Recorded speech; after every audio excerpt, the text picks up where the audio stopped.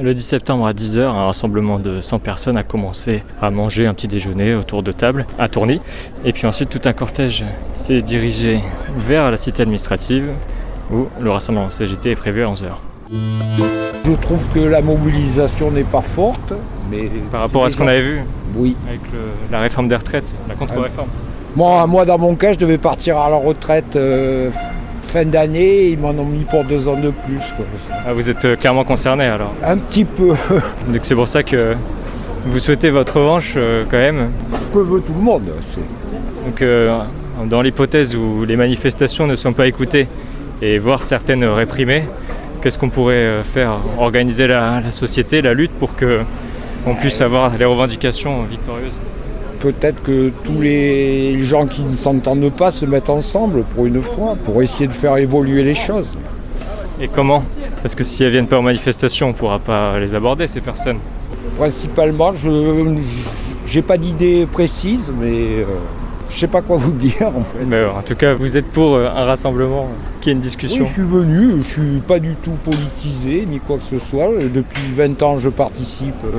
J'ai fait le CPE et tutti quanti, et puis je vois que ça bouge pas beaucoup malgré tout. Mais bon, je continue. On entend votre appel alors, pour que les citoyens s'organisent finalement. Ah, ça serait bien pour une fois. Bien, merci. Je vous en prie. Et voilà, nous sommes donc arrivés maintenant à la cité administrative, devant le centre des finances. Et il y a pas mal de monde, on pourrait dire que à peu près 600 personnes sont réunies. Et encore, ce n'est que le début. Allez, continuons. Sur votre pancarte, vous avez mis « C'est lui ou nous » Ouais. Hashtag destitution. Voilà, on en est là. C'est un véritable bras de force, là. Il faut qu'on gagne. Parce que ça fait... Je parle pas des années Macron, etc. Mais là, particulièrement depuis cet été, c'est carrément un coup de force qu'a fait le président de la République en nous imposant ces différents gouvernements. Et là, aujourd'hui, encore pire que tout, il nous annonce un macroniste en tant que Premier ministre. C'est carrément pas possible.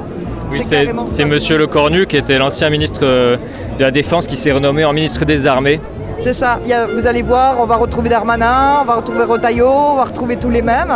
Donc c'est quoi mais combien de temps on va se faire enfumer comme ça? C'est pas possible, c'est carrément pas possible. Donc on est tous très énervés et je pense que ça va se savoir dans les jours qui viennent. Voilà. Vous qui avez cette pancarte c'est lui ou nous, hashtag destitution, est-ce que vous êtes au courant qu'il y a une pétition à l'Assemblée nationale? Absolument, ouais, ça fait un petit moment que je la fais tourner et qu'il faut absolument que les gens aillent la signer, c'est à l'Assemblée nationale. On veut nous faire croire que ce n'est pas possible, mais enfin c'est dans la Constitution, donc ça veut dire que c'est un outil que nous citoyens, nous pouvons et nous devons utiliser en faisant pression sur nos députés, sur nos sénateurs. On veut la destitution de Macron, c'est plus possible, ce n'est carrément plus possible. Alors sur la dernière fois que j'ai regardé, c'était la semaine dernière, on était à 150 000 personnes qui ont voté pour cet article 68 pour une pétition. C'est une pétition qui a été mise en ligne l'année dernière déjà, à la fin des législatives, qui avait déjà montré le déni de démocratie de Macron, donc elle a végété. Mais depuis qu'on a eu la loi du plomb, quand même, voilà... Avec 2,1 millions de voix. Exactement, on se dit que finalement, ce genre d'outil peut être aussi utilisé. Et il y a quelques temps, j'ai regardé, elle ne dépassait pas les 100 000. Et en quelques semaines, là, ça augmente. Et ben, j'espère que ce sera exponentiel. C'est sur le site de l'Assemblée nationale. Voilà. C'est sur le site pétition.assemblée-nationale.fr. Ensuite, vous triez, vous regardez les pétitions en haut. Ensuite, vous triez par les plus soutenues. Et vous aurez donc la première pétition qui est la loi du plomb avec 2,1 millions de voix et la deuxième qui est sur l'article 68 pour la destitution du président, qui peut être une solution finalement, parce que si les députés à leur rentrée, c'est leur rentrée là, et ils arrivent avec une proposition citoyenne avec des millions de votes pour cette destitution, ils vont peut-être se poser la question, députés et sénateurs aussi, parce qu'il y a les deux. Oui, tout à fait, voilà, c'est ça, on a des outils, il faut les utiliser et on veut nous faire croire à longueur de plateau de télé que la destitution c'est pas démocratique, que ce n'est pas possible, mais en fait si ça existe dans la Constitution, pourquoi ce serait pas démocratique de l'utiliser? Donc après c'est aux sénateurs et aux députés de nous entendre puisque ils sont censés être les représentants du peuple. Donc si la pétition tourne en masse et qu'elle obtient un score important, plus les mouvements dans la rue, eh ben oui bien sûr la procédure de destitution peut être tout à fait plus que vraisemblable, indispensable. Merci beaucoup. Vous pensez que la situation est bloquée aussi du point de vue du président qui n'écoute pas le peuple Vous pensez quoi de la situation ? Le président n'écoute absolument pas le peuple puisqu'il vient de nommer en tant que Premier ministre M. Lecornu qui était ministre de la Défense et qui est pas son bras droit mais presque. Donc on a les mêmes choses qui vont se passer.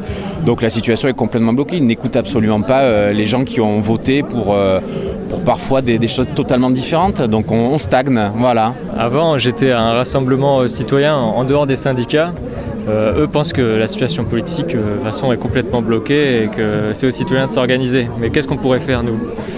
À part voter, quoi. Enfin, en fait, on n'a pas de pouvoir. Alors moi je suis plutôt un pacifiste, c'est-à-dire que je pense que les choses se font dans la rue, se font par la manifestation, se font par les grèves, par les choses qui se déroulent de manière non violente et totalement pacifique. Comment faire autre chose, je ne sais pas, je n'ai pas encore les outils, je n'ai pas encore la réflexion pour savoir comment agir de manière à ce qu'on nous écoute enfin. Après, il y a eu des solutions, je peux vous les proposer, ce qui a été listé par exemple sur le rassemblement d'avant. Certains disaient qu'il faut bloquer les grandes surfaces pour que les gens consomment plus à producteurs locaux, etc. Mais après, on ne peut pas tous le permettre, il y a des solutions comme ça. Après, il y a d'autres personnes qui ont signé des pétitions pour la destitution de Macron, qui pensent que ça peut changer les choses aussi.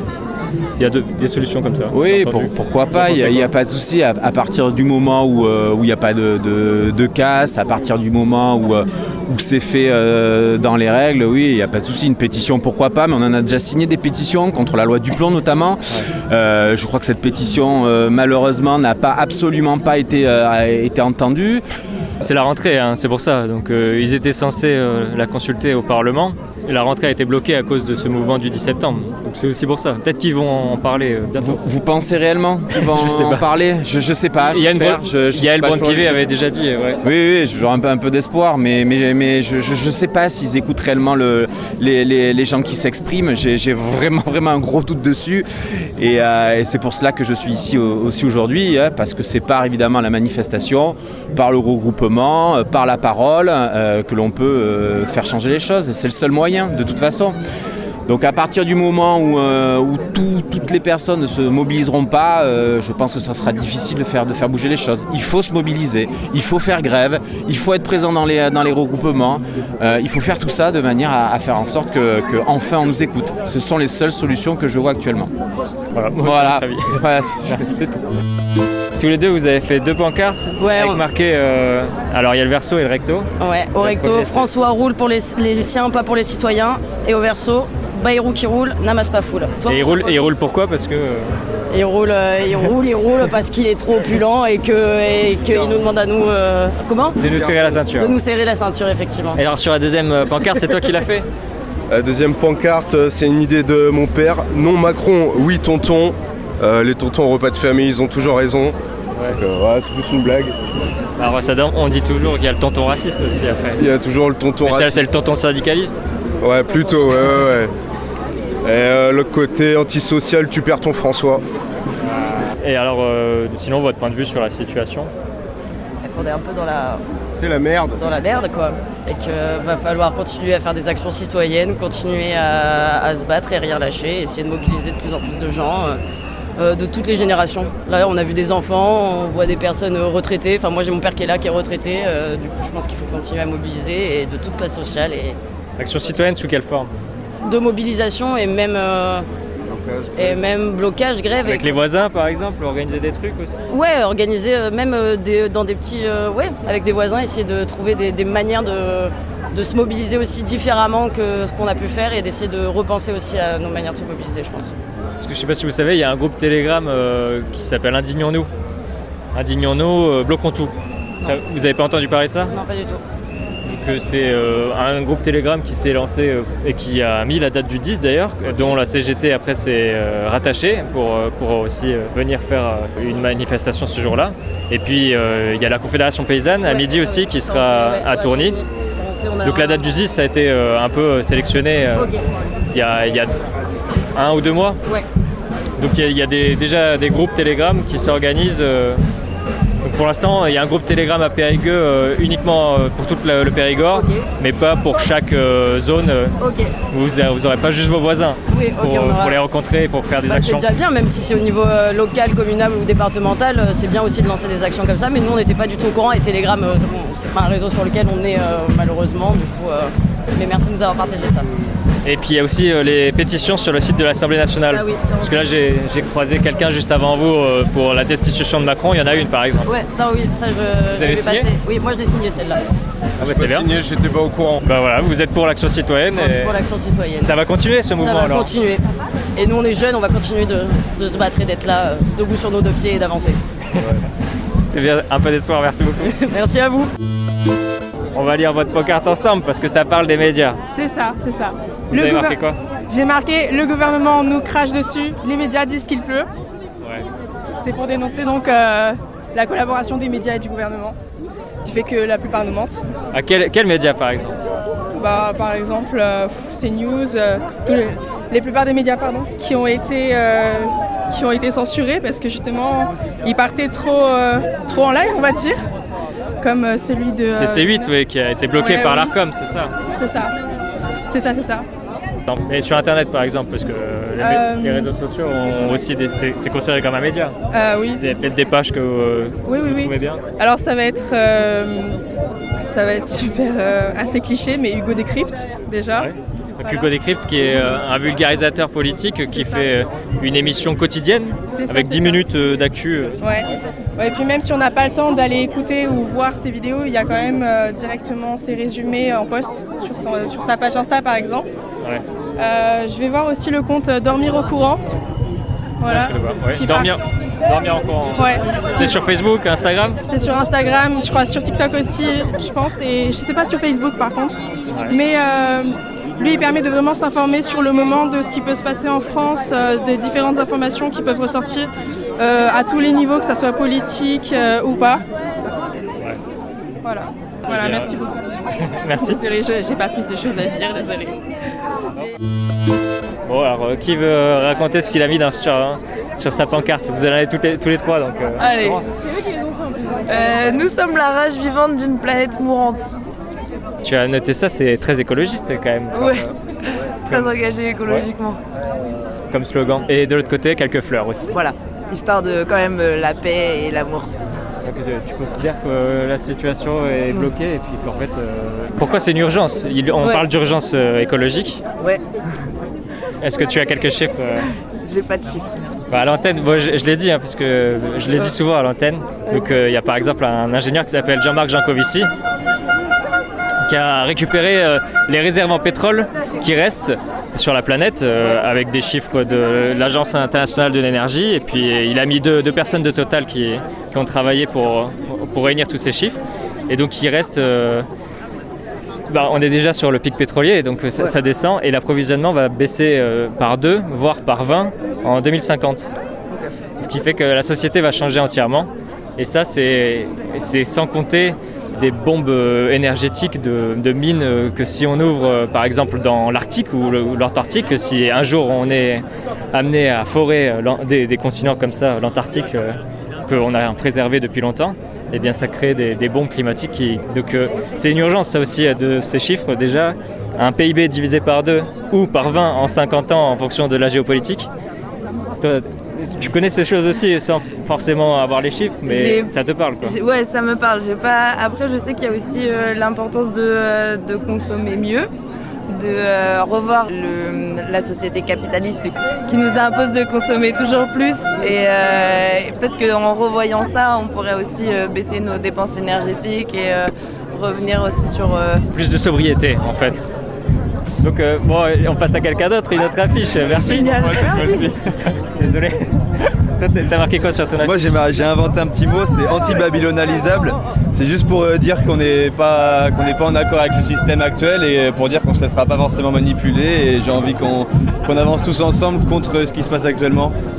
Alors Babylone, c'est un terme qu'il faut expliquer. Parce que donc, ça a été utilisé surtout pour la musique reggae, etc. Exactement, ça a été utilisé beaucoup pour ça. En fait, ça représente le capitalisme, Ça Babylone. représente le capitalisme, ça représente exactement, ça représente le capitalisme, ça représente la société de consommation.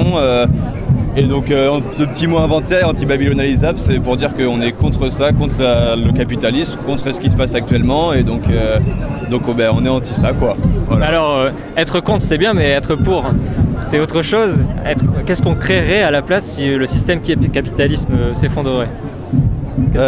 C'est hyper intéressant comme question parce que il y a la fameuse question capitaliste, communiste et tout. Moi je pense que les deux ont des très mauvais côtés. Je pense qu'il y a du bon dans tout, et je suis sûr qu'avec les moyens qu'on a actuellement, technologiquement parlant, on pourrait réussir à créer un système concrètement pour moi qui serait beaucoup plus sain pour le consommateur, technologiquement ça veut dire quoi? C'est l'information, l'internet? L'information internet, même au niveau des technologies informatiques, au niveau des technologies agriculture, si on avançait tous ensemble, les gouvernements dans la même direction, on pourrait réussir à créer quelque chose de sain et quelque chose de concret. Donc sur l'agriculture aussi, comment tu penses que l'agriculture peut se modifier? Déjà, si on arrêtait de surproduire et d'avoir autant de lois contradictoires en fonction des pays, on pourrait peut-être réussir à créer quelque chose de plus concret, je pense personnellement, et de plus... Parce que de toute façon, si on sort d'un système capitaliste, déjà la grande distribution n'a plus sa place là-dedans. Ça serait quoi alors, le système de distribution? C'est consommer moins avec du circuit plus court. C'est se baser sur du local. Je suis sûr alors c'est sûr qu'on pourrait pas vivre 100% avec ce qu'on pourrait produire et qu'on aurait peut-être besoin de certains pays voisins, mais on pourrait faire au mieux qu'on puisse déjà. Et c'est sûr que pour ça, il faudra changer notre manière de consommer aussi, quoi. Est-ce que toi-même, tu pourrais agir? T'as quel âge? Moi, j'ai 22 ans et je suis cuisinier. Un lycée, par exemple, hôtelier, ou en cuisine, par exemple, tu peux essayer de faire en sorte que la cantine ait des produits en circuit court, etc. Carrément, en vrai, c'est carrément possible. Il y en a de plus en plus qui le font. Moi, en restauration, je le vois, c'est assez compliqué, mais il y a des restaurateurs qui font l'effort de le faire et de consommer local, et après c'est sûr que du coup ça coûte un peu plus cher d'aller dans ce genre de restaurant, mais c'est comme la consommation de viande où c'est à outrance, où on est obligé d'en manger plusieurs fois par jour alors qu'on peut très bien faire les choses mieux, de manière plus intelligente. Avec de la viande de la meilleure qualité. De la meilleure qualité. Arrêter de consommer de la viande qui vient de n'importe où sur la planète. On est capable de le faire, et je pense que c'est... moi, dans mon métier en tant que cuisinier, je pense que les gens ne savent pas non plus des fois comment trouver les alternatives pour mieux manger, mieux s'alimenter.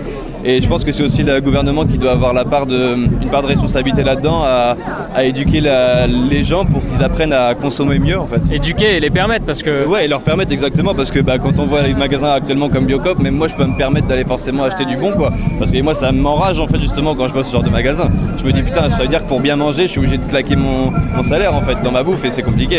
Ouais. Mais en même temps, c'est la poule et l'œuf, si on consomme en grande surface et qu'on n'achète pas chez un producteur local, le producteur local ne peut pas survivre. Exactement. Il faut bien commencer quelque part et t'attendre de l'État de faire quelque chose. Et je pense qu'on a une grande part en tant que consommateur, on a une part à faire, mais effectivement si on n'est pas aidé par les gens qui nous gouvernent, ça va être compliqué, quoi.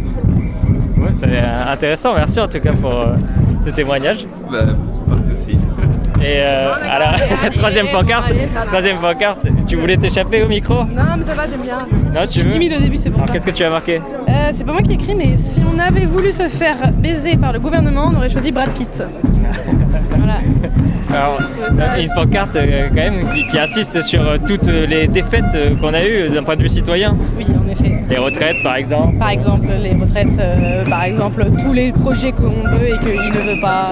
Il y a eu la dissolution aussi, avec le Premier ministre qui a été sélectionné en dehors de ce qu'a voté les citoyens. Par le dernier Bayrou, là? Non, avant c'était Barnier qui était choisi. Oui, mais ça a duré 5 secondes, non? Ouais, ça n'a pas été long, mais il représente un parti qui n'a pas fait beaucoup de postes, de sièges à l'Assemblée. Mais en fait, ça aussi, c'est un peu une trahison. Un peu, ouais, quand même. Après, moi, je suis tellement pas calée politique. Je suis très mauvaise là. Tu vas me poser plein de questions, tu vas voir. J'ai les bases. Je regarde même pas la télé. Donc non, on peut parler d'autres sujets alors que les incohérences démocratiques. Je sais pas, peut-être. Non, mais on peut parler de à quel point Macron est bête, hein, mais si c'est... Non, mais Non, tu vois, par exemple, j'ai eu un débat sur ma pancarte.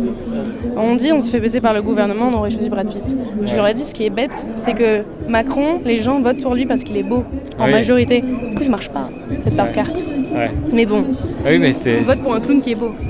On peut parler des médias alors aussi, et des personnes qui sont trop influencées par exemple, par des discours assez simples. Oui, mais il faut, en plus si tu écoutes l'art oratoire et que tu étudies un peu sur ça, tu comprendras que dans l'art oratoire, il y a une posture, il y a plein de choses, et que Macron, il a séduit les gens par sa façon de parler avec ses mains, en étant toujours très... C'est dans l'art oratoire, c'est des faits. Jeune et dynamique. Exactement, c'est ce qu'ils veulent. Et tu veux quelqu'un de jeune et dynamique, mais t'écoutes pas forcément qu'est-ce qu'il propose, parce qu'en vrai, juste, tu veux quelqu'un de jeune et dynamique, et il est beau, et ça passe mieux d'avoir ça, tu vois. Combien de une il y a eu en 2017 ? Il y en a eu moins en 2022 pour la campagne présidentielle de 2022. De une de médias. En fait, donc il y a eu aussi une vente du produit comme un yaourt en 2017.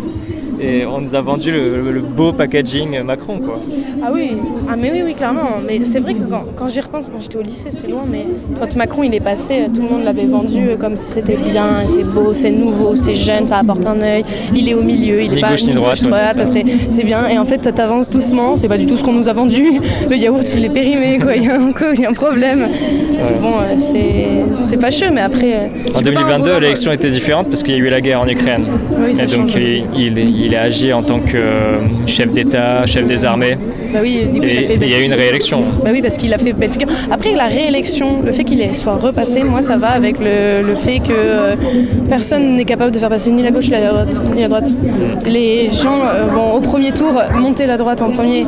Les gens vont avoir peur, vont faire redescendre la droite, faire barrière à la droite, en réutilisant Macron, du coup, au final. C'est ce qui se passe pour moi au deuxième tour, c'est que quand ils sont venus une première fois qu'ils ont voté, ils ont eu tout super, ils ont fait oh là non, du coup on a fait barrière, mais tu fais barrière avec celui qui reste, donc c'est Macron qui repasse. Oui, bien sûr.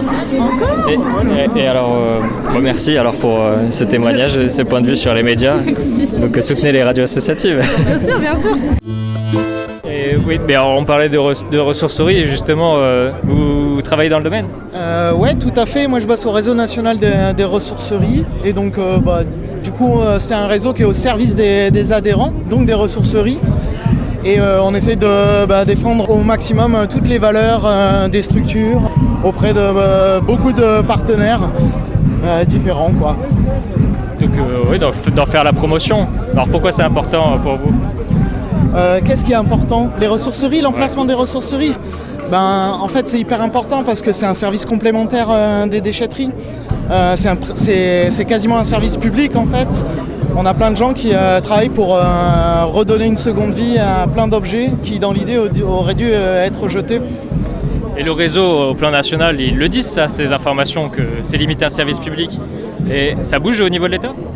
Au niveau de l'État, ça reste toujours assez compliqué parce que on est quand même pas, et depuis pas mal d'années, avec un gouvernement qui prône le système associatif, qui pense que le système associatif en France effectue des actions qui sont hyper importantes, et je pense qu'ils n'ont pas quand même tout à fait conscience de tout le boulot qui est réalisé par toutes les associations, quoi, que ce soit les ressourceries ou toutes les autres, quoi, qui sont souvent militantes. Là, par exemple, qui est en charge des discussions dans le réseau ? Vous connaissez les têtes qui sont en communication, en discussion, en négociation ?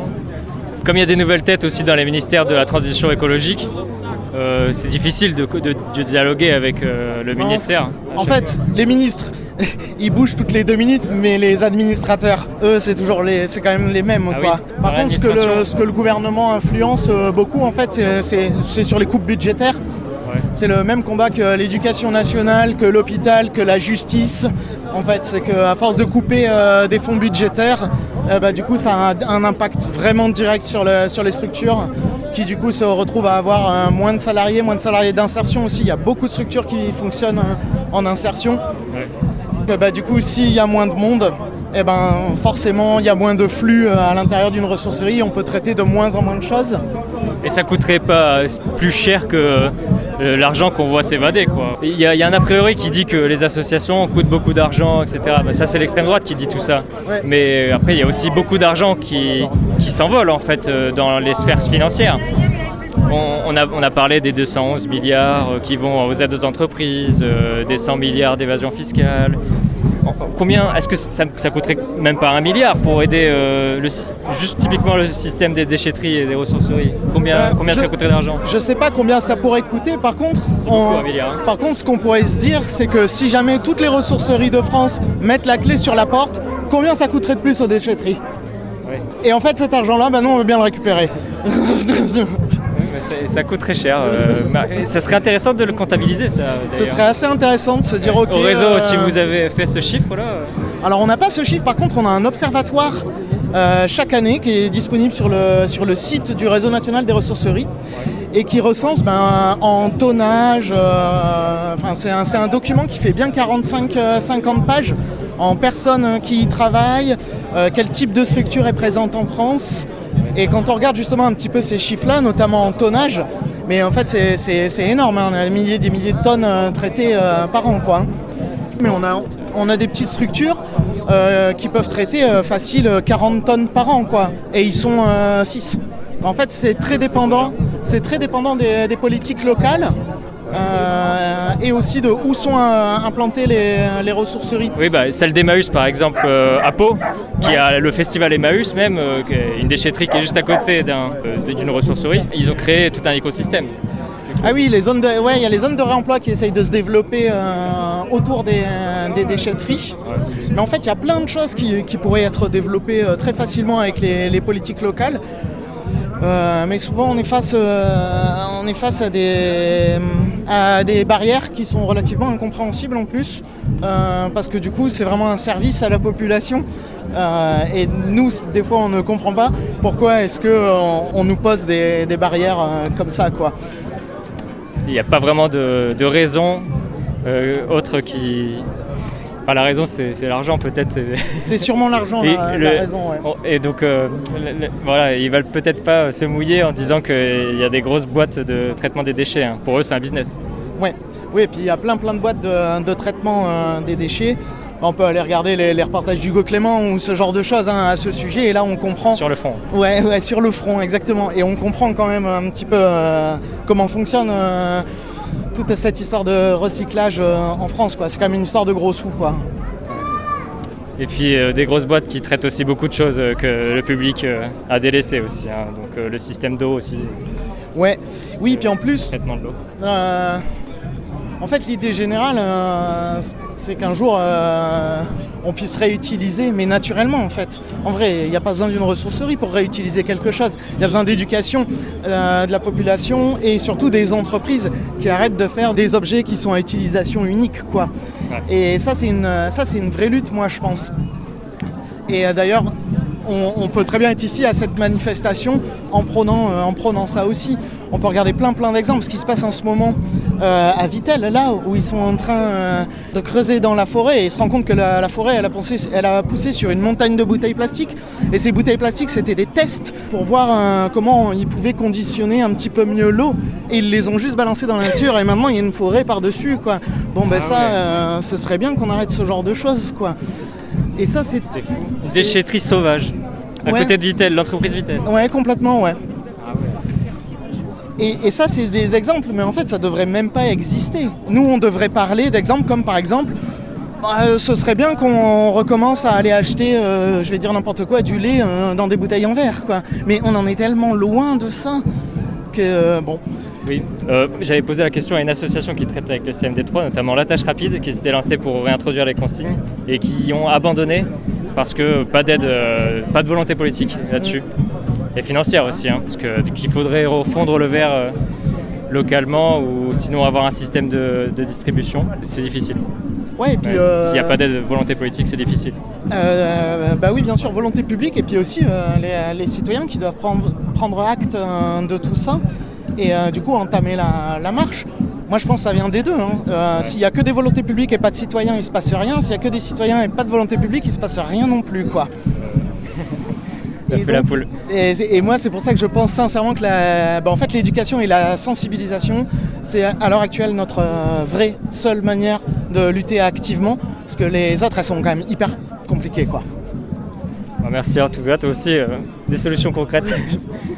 on en trouve. Merci. Ouais. De rien. Merci à toi. Le cortège de la CGT remonte maintenant les boulevards pour se réunir au niveau de Tourny, là où la Confédération paysanne avait commencé une distribution de soupe paysanne. Il a commencé à pleuvoir un petit peu, tout le monde s'est rassemblé autour des barnums de la soupe paysanne organisée. Bon, c'est pas la Confédération paysanne puisque vous n'avez pas étendu vos drapeaux. On est issu de la Confédération paysanne, mais on n'a pas voulu. Oui, je suis producteur de légumes bio à la bâcherie à côté de Terrasson. Ouais. Et on n'a pas voulu mettre les bannières parce qu'aujourd'hui, c'est sans syndicat, toute la population vient se mêler. Donc on n'a pas voulu mettre en avant nos bannières, mais les légumes, les producteurs sont tous issus ou inscrits à la Confédération paysanne. Et vous appelez, il y a quand même les flyers pour appeler à venir à la fête de la Confédération paysanne, que vous avez gardé ça. Oui, ça oui. Alors, les fêtes, on invite les gens à venir à la fête. Ouais, il y a eu plusieurs micro-trottoirs avant d'arriver jusqu'à Tourny, tout le cortège. Souvent, les militants, tous les manifestants revenaient sur le fait qu'il faut changer le système le circuit de distribution classique, les grandes surfaces. Et est-ce que c'est possible de nourrir toute la France avec des producteurs locaux et bio ? Bon, est-ce que c'est possible ? Alors, le chiffre mondial, c'est 20% des producteurs fournissent la nourriture de 80% de la population mondiale. Donc, dans le reste du monde, ça a l'air possible. Et chez nous, malheureusement, on l'a vu à la période du Covid, les gens sont venus chercher des paniers, sont venus chercher chez leurs producteurs locaux. Et là, ils ont pu se nourrir différemment. Moi, je pense que c'est possible. Si on continue à faire de l'installation, si on continue à racheter des terres pour des plus petites productions, c'est possible. Là, aujourd'hui, comme on est, je pense que ça manque encore de producteurs, mais il suffit de continuer. Et là, on est à une cinquantaine d'installations par an de non issus du milieu agricole qui s'installent en Dordogne. C'est énorme. C'est énorme. Et donc il faudrait continuer ces installations partout dans le reste de la France pour pouvoir voir un peu ce changement et que la nourriture ne vienne pas du supermarché. Donc je vous invite à vous rapprocher des structures AMAP qui, elles, sont le meilleur moyen pour faire renaître une paysannerie différente. Voilà.